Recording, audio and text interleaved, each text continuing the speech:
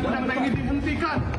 3 orang dari koalisi masyarakat sipil sektor pertahanan keamanan menerobos masuk ke salah satu ruangan di sebuah hotel mewah di Jalan Asia Afrika, Jakarta yang sedang dipakai panitia kerja atau panja DPR untuk melakukan rapat revisi Undang-Undang TNI Sabtu lalu. Adanya pembahasan di dalam. Dan aksi ini diwarnai ketegangan antara 3 aktivis itu dengan petugas panja DPR. Dan aksi ini pun mendapatkan komentar kontroversial dari sang staf khusus Menteri Pertahanan Bidang Komunikasi, Deddy Corbuzier. Let's start. Seperti yang teman-teman tahu, sebagai Kementerian Pertahanan, kami akan selalu menghargai, menghormati, dan mempertimbangkan segala macam bentuk kritik dan masukan dari manapun. Namun yang terjadi kemarin bukanlah sebuah bentuk kritik atau masukan yang membangun, tapi merupakan tindakan ilegal dan melanggar hukum. Alhasil, rapat panja DPR yang membahas revisi Undang-Undang TNI terus berlanjut. Namun, anggota Komisi 1 DPR soal kisru RUU TNI ini, Tubagus Hasanuddin, menegaskan RUU TNI tidak menghidupkan kembali dui fungsi ABRI.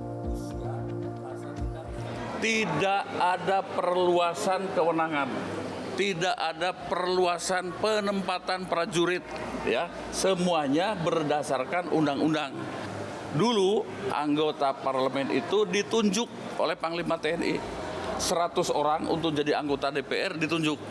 Lalu bergabung di sana di DPR dalam koalisi ABG, ABRI, Birokrat, dan Golkar. Seperti diketahui, dui fungsi ABRI yang hidup di era 70 hingga 90-an memiliki definisi di mana ABRI memiliki fungsi sebagai alat keamanan negara sekaligus pemegang kekuasaan dan pengatur negara. Tapi dalam penerapannya pada tahun 1970, perwira aktif TNI atas perintah Panglima TNI bisa mengisi posisi sebagai anggota legislatif. Dan pada 1990, peranan ABRI meluas di sektor pemerintahan daerah, mulai provinsi hingga kabupaten kota. Ditambah lagi dengan posisi strategis seperti duta besar, pimpinan perusahaan milik negara, hingga menteri kabinet. Lalu jika kita melihat dari hasil RUU TNI, memang posisi legislatif, eksekutif tak lagi bisa dipegang perwira TNI aktif. Namun sahabat, bisa lihat sendiri posisi-posisi yang ada di 16 lembaga yang bisa dijabat perwira aktif TNI. Jadi, RUU TNI menjamin tidak kembalinya dui fungsi TNI.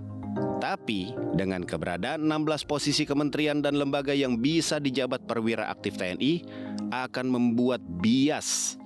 Dui fungsi TNI memang tidak kembali, hanya berubah baju. Dari Jakarta, Tim Liputan RTV.